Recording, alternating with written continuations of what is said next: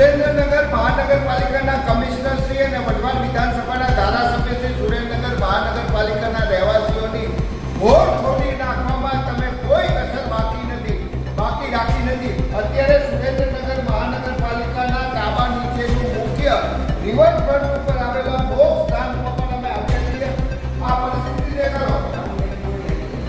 સુરેન્દ્રનગર મહાનગરપાલિકાના કમિશનર શ્રી, તમે 757 કરોડ રૂપિયાનું બજેટ સુરેન્દ્રનગરની પ્રજાને મૂર્ખ બનાવવા માટે રજૂ કર્યું છે. વાસ્તવિકતા એ છે, અહીંયા દેખાડો, આ ડેડ બોડી અહીંયા અંતિમ સંસ્કાર કરવા માટે આમાં ડેડ બોડી છે અને આ રીતે લીકેજ છે. આના કારણે બહાર ધુમાડો જાય છે, રિવરફ્રન્ટ ઉપર આ ધુમાડો જાય છે. અનેક વખત સુરેન્દ્રનગર મહાનગરપાલિકાના કમિશનરને રજૂઆત કરવા છતાં સુરેન્દ્રનગર મહાનગરપાલિકાના કમિશનરની ઉપરોક્ત બાબત કોઈ પણ જાતની નક્કર કામગીરી કરતા નથી, ગંભીરતા લેતા નથી.